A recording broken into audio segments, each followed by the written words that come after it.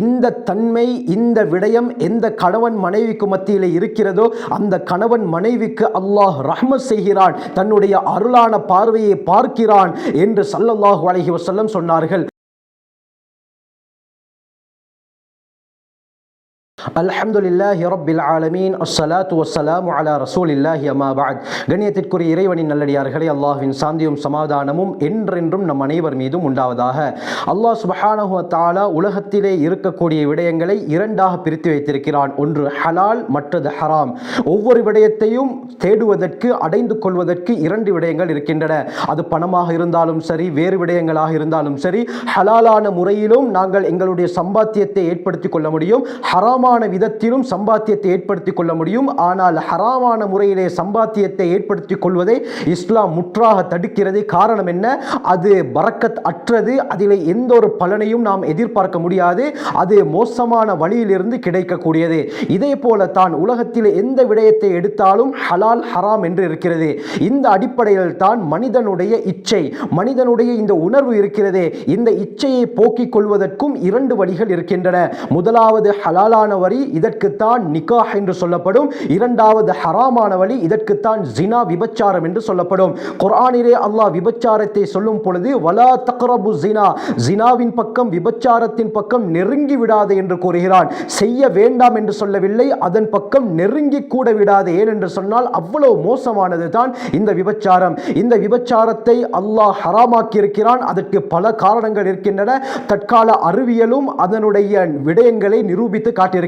அருமையானவர்களே, ஹலாலான முறை தான் நிக்காஹ். இந்த நிக்காஹ் இருக்கிறதே நபிமார்களுடைய வழிமுறை. திர்மிதியுடைய ரிவாயத் வருது, ஸல்லல்லாஹு அலைஹி வஸல்லம் சொன்னார்கள், அர்பஉம் மின் சுனனில் முர்சலீன், நான்கு விடயங்கள் இறை தூதர்களுடைய வழிமுறைகளில் நின்றும் உள்ளது. முதலாவது அந்நிக்காஹ், திருமணம். இரண்டாவது வஸ்ஸிவாக், மிஸ்வாக் செய்வது. மூன்றாவது வத்தஅத்தூர், வாசனை திரவியங்களை பூசுவது. நான்காவது வல் ஹின்னா, மருதாணி போடுவது, அதாவது தலைக்கு மருதாணி போடுவது என்று ஸல்லல்லாஹு அலைஹி வஸல்லம் சொன்னார்கள். ஆகவே கண்ணியமானவர்களே, திருமணம் என்ற ஒன்று வரும் பொழுது தான் ஒரு மனிதன் தன்னுடைய அரைவாசியை பூர்த்தியாக்கிக் கொள்கிறான். பைஹக்கியுடைய ரிவாயத் வருது, ஸல்லல்லாஹு அலைஹி வஸல்லம் சொன்னார்கள், இதா தஸவ்வஜல் அப்து, ஒரு மனிதன் திருமணம் முடிக்கும் பொழுது ஃபக்கத் இஸ்தக்மல நிஸ்ஃபுத்தீன், அவனுடைய மார்க்கத்தின் அரைவாசி பூர்த்தியாகிவிட்டது. ஃபல்யத்தகில்லாஹ ஃபி நிஸ்ஃபில் பாக்கி, எஞ்சிருக்கக்கூடிய அரைவாசியிலே அல்லாஹ்வை பயந்து கொள்ளட்டும் என்று நபி அவர்கள் சொன்னார்கள்.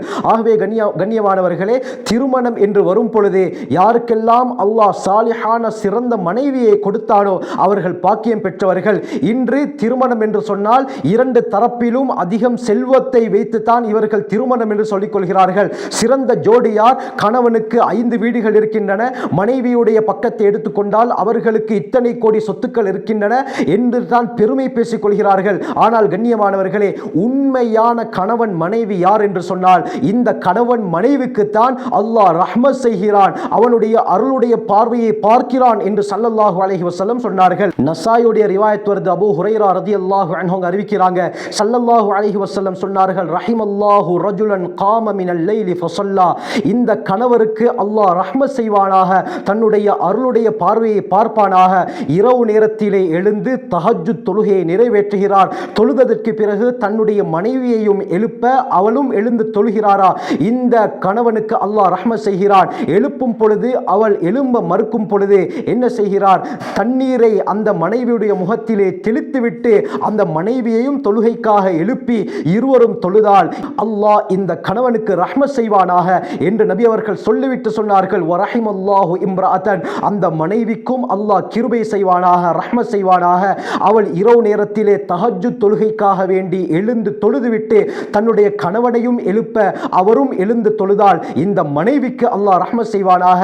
கணவன் எழும்ப மறுக்கும் பொழுது கணவனுடைய முகத்திலே தண்ணீரை தெளித்து கணவனை எழுப்புகிறாள். இப்படியாப்பட்ட தன்மையுடைய கணவன் மனைவிக்கு அல்லாஹ் ரஹ்மத் செய்வானாக என்று ஸல்லல்லாஹு அலைஹி வஸல்லம் துஆ செய்திருக்கிறார்கள். கண்ணியமானவர்களே, பணத்தை வைத்தோ, வசதியை வைத்தோ, ஆடம்பரத்தை வைத்தோ, குலப்பெருமையை வைத்தோ அல்லாஹ்விடத்திலே கண்ணியத்தை அடைய முடியாது. இப்படியாப்பட்ட அல்லாஹ்வை நெருங்கக்கூடிய அமல்களில் எந்த கணவன் மனைவி ஈடுபட்டு ஒன்றாக செய்கிறார்களோ இவர்களைத்தான் அல்லாஹ் விரும்புகிறான் கண்ணியமானவர்களே. இதனால தான் ஸல்லல்லாஹு அலைஹி வஸல்லம் ஹதீஸ் சொன்னாங்க, சஹீஹ் முஸ்லிமுடைய ரிவாயத், அப்துல்லாஹ் பின் அம்ர் இப்னு ஆஸ் ரலியல்லாஹு அன்ஹு அறிவிக்கிறாங்க, அத்துன்யா குல்லுஹா மதாஉன், இந்த உலகம் எல்லாமே பொருட்கள் தான், வகைரு மதாஇத் துன்யா, இந்த உலகத்துடைய பொருட்களிலே மிகவும் சிறந்தது எது தெரியுமா? அல் மர்அத்து ஸாலிஹா, சிறந்த மனைவி என்று ஸல்லல்லாஹு அலைஹி வஸல்லம் சொன்னார்கள். ஆச்சரியம் கண்ணியமானவர்களே, யாருக்கெல்லாம் எந்த பெண்களுக்கெல்லாம் அல்லாஹ் சிறந்த கணவனை, அதாவது சாலிஹான கணவனை கொடுத்திருக்கிறானோ அந்த மனைவிமார்கள் பாக்கியம் பெற்றவர்கள். எந்த கணவனுக்கெல்லாம் அல்லாஹ் சாலிஹான மனைவியை கொடுத்திருக்கிறானோ அந்த கணவன்மார் பாக்கியம் பெற்றவர்கள் கண்ணியமானவர்களே. உண்மையான கணவன் மனைவி இடத்திலே புரிந்துணர்வு இருக்கும், விட்டு கொடுப்பு இருக்கும், அல்லாஹுடைய பயம் அதிகமாக இருக்கும். கணவன் நினைப்பார், நான் இந்த பெண்ணை திருமணம் முடித்திருக்கிறேன், இவளுடைய உரிமைகளை நான் சரிவர நிறைவேற்ற வேண்டும், இல்லாவிட்டால் அல்லாஹுடைய கோப பார்வை என் மீது விழுந்துவிடும். இதே போல மனைவி நினைப்பால், என்னுடைய கணவனுக்கு செய்ய வேண்டிய கடமைகளை உரிமைகளை நான் சரியாக நிறைவேற்ற வேண்டும், அவர் கோபப்பட்டுவிடக் கூடாது, ஆகவே நான் என்னை சீர்திருத்திக் கொள்ள வேண்டும் என்று சொல்லி அல்லாஹுடைய பயத்துடன் நடக்கும் பொழுது அந்த இருவருக்கும் மத்தியில் அல்லாஹ் அண்டர்ஸ்டாண்டிங்கை ஏற்படுத்துகிறான், புரிந்துணர்வை ஏற்படுத்துகிறான். அல்லாஹ் அதிகமான இரக்கத்தை, அன்பை அவர்களுக்கு மத்தியில் உண்டாக்குகிறான் கண்ணியமானவர்களே. இன்று இந்த விடயம் இல்லாததின் காரணமாகத்தான் திருமணம் முடித்து 2 கிழமை 3 வாரம் 1 மாதம் கூட போகல தலாக்கில் போய் முடிகிறது. அண்டர்ஸ்டாண்டிங் இல்லை கண்ணியமானவர்களே. கணவன் மனைவியை புரிந்து கொள்ளவில்லை, மனைவி கணவனை புரிந்து கொள்ளவில்லை. ஏனென்று சொன்னால் இவர்களுடைய திருமண நோக்கமே வித்தியாசம். உலகத்திலே எல்லா திருமணங்களும் 4 காரணங்களுக்காகத்தான் நடக்கிறது. அதிலே 3 காரணங்கள் ஃபெயிலியர், ஒன்று மட்டும் தான் சக்சஸ். இன்ஷா அல்லாஹ் இதை பற்றி நான் இன்னொரு பதிவில் தெளிவாக பேசுகிறேன். அல்லாஹ் சுப்ஹானஹு வ தஆலா சூரா ரூமிலே கூறுகிறான், வமின் ஆயாத்தி, அல்லாஹ்வுடைய அத்தாட்சியில் நின்றும் உள்ளது தான், அன் ஹலகலக்கும் மின் அன்ஃபுசிக்கும் அஸ்வாஜா, உங்களில் இருந்தே உங்களுடைய மனைவிமார்களை அல்லாஹ் படைத்திருக்கிறான். எதற்காக வேண்டி அல்லாஹ் படைத்தான் தெரியுமா? அவர்களிடத்திலே வேலை வாங்குவதற்காகவா? அவர்களை அடிமை போல நடத்துவதற்காகவா? இல்லை கண்ணியமானவர்களே. அல்லாஹ் மனைவிமார்களை உங்களுக்கு அமைத்தது லிதஸ்குனு இலைஹா, அவளின் பக்கம் நீங்கள் நிம்மதியை அடைந்து கொள்வதற்காக வேண்டி. சக்கன் என்ற வார்த்தை தங்குவதற்கு பாவிக்கப்படும், இதே போல மன நிம்மதிக்கு இந்த வார்த்தை பாவிக்கப்படும். ஒருவர் களைப்புடன் வீட்டுக்கு வருகிறார், அவர் ரொம்ப டயர்டாகி வீட்டுக்கு வந்து தன்னுடைய பேக்கை அப்படியே மாட்டிவிட்டு ஃபேனை போட்டு தன்னுடைய பெட்டிலே படுத்தால் அவருக்கு எந்த அளவுக்கு ஒரு ராஹத் கிடைக்குமோ, ஒரு ஓய்வு கிடைக்குமோ, ஒரு மன நிம்மதி கிடைக்குமோ, இதே போல தான் சாலிஹான மனைவி யாருக்கெல்லாம் அமைந்திருக்கிறதோ அவர்களுக்கும் இப்படியாப்பட்ட தன்மைகள், மன நிம்மதி ஏற்படும் கண்ணியமானவர்களே. கஷ்டத்துடன் அவர் வீட்டுக்கு வருவார். வீட்டுக்கு வரும் பொழுது இந்த கணவனுடைய முகத்தை அந்த சாலிஹான மனைவி பார்த்தால், என்னுடைய கணவன் ஏதோ பிரச்சனையில் இருக்கிறார் என்று சொல்லி அவருடைய கையை பிடித்து அந்த சேரிலே அமர வைத்து, உங்களுக்கு என்ன பிரச்சனை என்று தலையை தடாவி கேட்கும் பொழுது கணவனுடைய டயர்ட் எல்லாம் ஒட்டோவாக இல்லாமல் ஆகிவிடும் கண்ணியமானவர்களே. இப்படியாப்பட்ட மனைவிமார்களை பெற்றவர்கள் பாக்கியசாலிகள், அல்ஹம்துலில்லாஹ் என்று சொல்லிக் கொள்ளுங்கள் கண்ணியமானவர்களே. இதே போலத்தான் வஜஅல பைனக்கும் மவத்தத வ ரஹ்மா, இவர்களுக்கு மத்தியிலே அல்லாஹ் ரஹ்மத்தையும் அலாதியான அன்பையும் போட்டு இருக்கிறான் என்று கூறுகிறான். ரஹ்மத் என்று வரும் பொழுது அல்லாஹ் அதை பொதுப்படையாக உலகத்திலே உள்ள அனைவருக்கும் கொடுத்திருக்கிறான். ஒரு தாய் தன்னுடைய மகனுக்கு இரக்கம் காட்டுவதாக இருந்தாலும் சரி, தந்தை தன்னுடைய மகளுக்கு, பிள்ளைகள் பெற்றோருக்கு, ஆசான்களுக்கு, உறவினர்களுக்கு, ஆசை, இப்படி பலர் எப்படியெல்லாம் இரக்கம் காட்டுகிறார்களோ இதெல்லாம் ரஹ்மத் கண்ணியமானவர்களே. ஆனால் அல்லாஹ் இந்த இடத்திலே ரஹ்மத் என்று சொல்லிவிட்டு மவத்தத் என்ற வார்த்தையும் சேர்க்கிறான். மவத்தத் என்று சொன்னால் கணவன் மனைவிக்கு மத்தியிலே இருக்கக்கூடிய அலாதியான அன்பு. இந்த அன்பை அல்லாஹ் வேறு யாருக்கும் பங்கு வைத்து கொடுக்கவில்லை, கணவன் மனைவிக்கு தான் கொடுத்திருக்கிறான். அதுவும் யார் அல்லாஹுவை முழுமையாக நம்பி அவனுடைய பயத்துடன் வாழ்கிறார்களோ இவர்களுக்கு அல்லாஹ் இந்த இரக்கத்தை அதிகமாக கொடுத்திருக்கிறான். ஆகவே தான் கண்ணியமானவர்களே, இந்த அன்பு வித்தியாசமானது. தாய் தன்னுடைய பிள்ளைக்கு காட்டக்கூடிய அன்பை விட இது வேறுபட்டது கண்ணியமானவர்களே. கணவன் மனைவி மீது கொண்டிருக்கக்கூடிய காதல், மனைவி கணவன் மீது கொண்டிருக்கக்கூடிய காதல் இருக்கிறதே, எப்படியாப்பட்ட அன்பு என்று சொன்னால், கணவன் வெளியிலே வேலை செய்கிறார், வீட்டிலே மனைவி தன்னந்தனியாக இருந்து சமைத்துக் கொண்டிருக்கிறாளா? இந்த அன்புடைய அடையாளத்தை நான் கூறுகிறேன், ஒவ்வொருவரும் விளங்கிக் கொள்ளுங்கள், எனக்கு இது கொடுக்கப்பட்டிருக்கிறதா என்று. அருமையானவர்களே, மனைவி வீட்டிலே வேலை செய்து கொண்டிருக்கும் பொழுது அவள் என்ன வேலை செய்தாலும் அவளுடைய உள்ளம் கணவனை நினைத்து ஏங்கிக் கொண்டிருக்கும். என்னுடைய கணவர் எப்பொழுது வீட்டுக்கு வருவார், அவரை நான் எப்பொழுது பார்ப்பேன், அவருடன் நான் எப்பொழுது பேசுவேன் என்று கணவன் இல்லாத சந்தர்ப்பத்திலும் கணவனை பற்றி ஏங்கிக் கொண்டிருப்பாள். அங்கே கணவன் வேலை செய்து கொண்டிருந்தாலும், அவர் எந்த துறையிலே இருந்தாலும் அவருடைய உள்ளமும் என்ன நினைக்கும், எப்பொழுது என்னுடைய வேலை முடியும், எப்பொழுது நான் ஆஃப் ஆகுவேன், என்னுடைய மனைவியை நான் எப்பொழுது போய் பார்ப்பேன், அவளுடன் எப்பொழுது நான் பேசுவேன், அவளை நான் எப்பொழுது ரசிப்பேன், அவளுக்கு நான் எப்பொழுது முத்தம் கொடுப்பேன் என்ற பல சிந்தனையில் அவர் இருப்பார். இது தான் மவத்தத் என்ற அன்பு. கண்ணியமானவர்களே, பிறகு இருவரும் ஏங்கிக் கொண்டிருப்பார்கள். வீட்டுக்கு கணவன் வந்ததும் அந்த இடத்திலே அன்பு அதிகரிக்கப்படுகிறது. இப்படியாப்பட்ட வாழ்க்கையை அல்லாஹ் யாருக்கு அமைத்திருக்கிறானோ இவர்கள் பாக்கியம் பெற்றவர்கள். கண்ணியமானவர்களே, இந்த சிஃபாத்துகள், இந்த தன்மைகளை பணத்தை கொடுத்தோ கௌரவத்தை கொடுத்தோ வேறு சொத்துக்களை கொடுத்தோ வாங்க முடியாது. இதை நாங்கள் எங்கே வாங்க வேண்டும் என்று சொன்னால் இறைவனுடைய சன்னிதானத்தில் மட்டும்தான் வாங்க முடியும். நாங்கள் இருவரும் சேர்ந்து தஹஜ்ஜுதுடைய தொழுகையை ஒன்றாக தொழ வேண்டும். கண்ணியமானவர்களே, கணவன் மனைவிக்கு தொழுகையை நடத்தலாம், எந்த பிரச்சனையும் கிடையாது.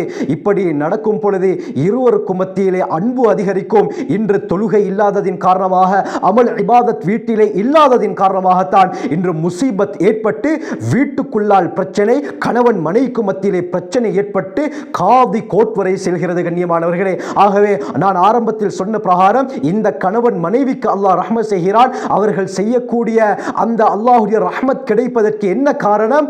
தஹஜ்ஜுதுடைய தொழுகை. கண்ணியமானவர்களே, அபு உமாமா ரலியல்லாஹு அன்ஹு அவர்களுடைய ரிவாயத் இப்னு மாஜாவில் வருது. ஸல்லல்லாஹு அலைஹி வஸல்லம் சொன்னார்கள், மஸ்தஃபாதல் முஃமினு பஅத தக்வல்லாஹி கைருன் லஹு மின் இம்ரஅத்தின் ஸாலிஹா.